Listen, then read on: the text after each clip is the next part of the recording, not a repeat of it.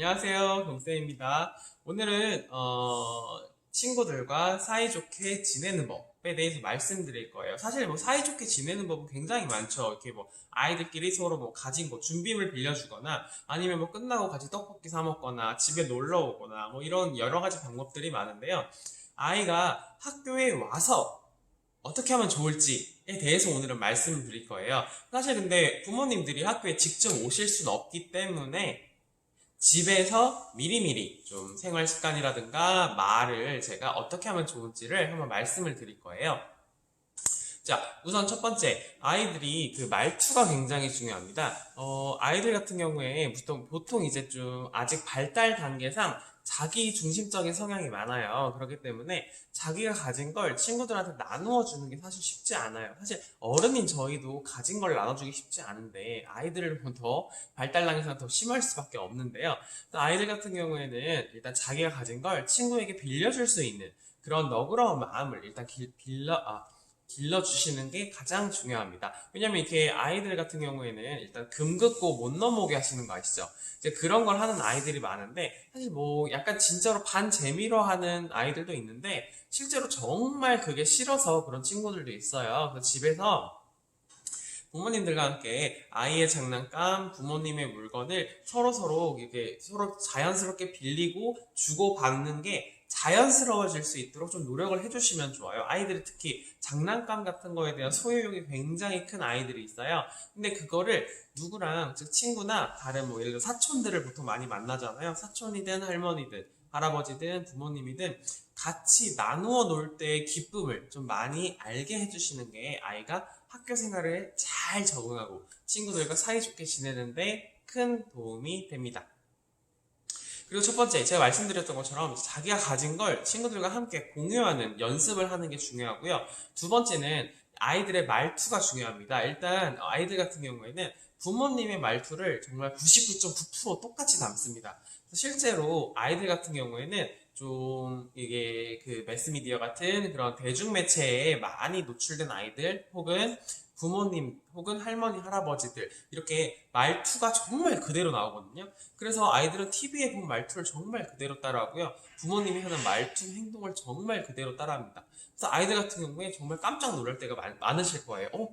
왜 저런 행동을 하지? 라고 본인을 되돌아보시면 다 본인들이 무의식 중에 했었던 말과 행동을 비슷하게 따라하는 경우가 굉장히 많습니다. 그렇기 때문에 평소에 좀 아이들이 있을 때만이라도 좀 말투를 부드럽게 하시거나 특히 말을 좀 약간 아이한테 부탁하는 말투를 많이 쓰시는 게 좋아요. 그래서 예를 들어서 이거 가져와.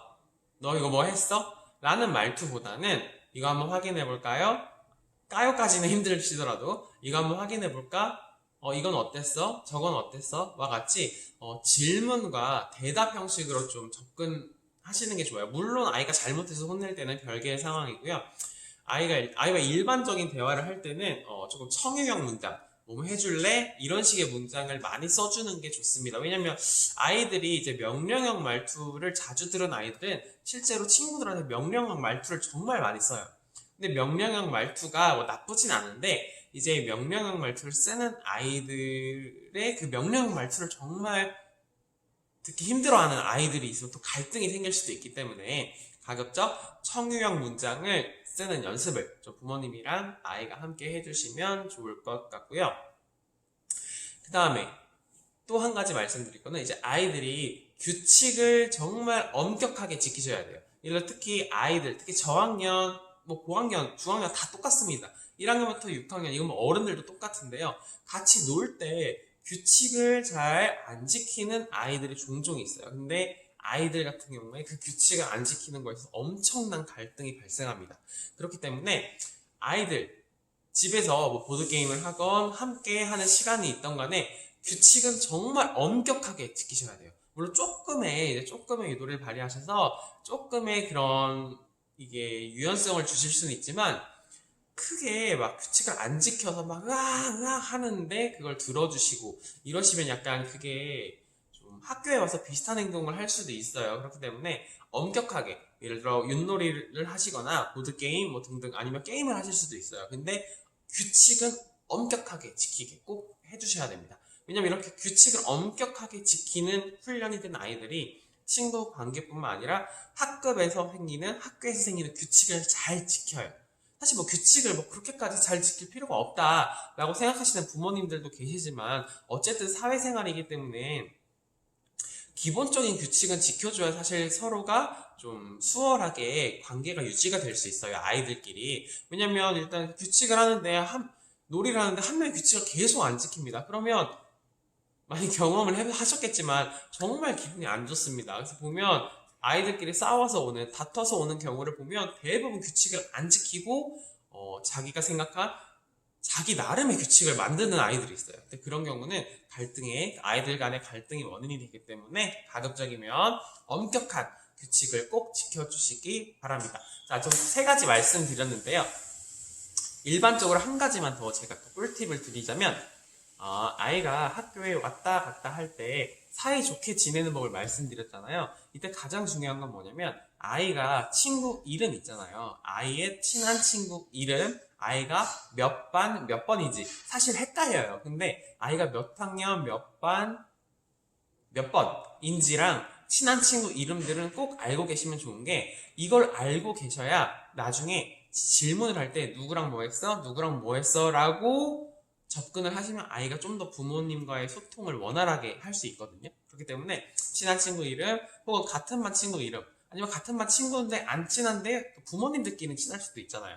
그런 아이들 이름 다 잘 알아두셔서 그때그때 아이들 이렇게 좀 대화를 해보시면, 특히 아이들 같은 경우에 친구 관계에 힘들어하는 아이들도 많기 때문에 그런 쪽으로 한번 평소에 꾸준히 좀, 이게 어머님들, 아버님들도 이제 일하시느라 힘드시지만 그래도 좀 그렇게 접근하시는 게 아이들이 또 사회성, 친구들과 원만하게 지내는데 정말 큰 도움이 됩니다.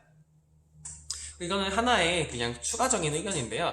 아이가 좀 소극적이어서 친구들이랑 어울리는 것보다는 혼자 있는 걸 좋아하는 친구들도 있어요. 뭐 보통 한 학급에 적게는 1명, 많으면 3명 정도까지 보통 있는데요. 저희 반은 30명 기준으로 말씀드린 거예요.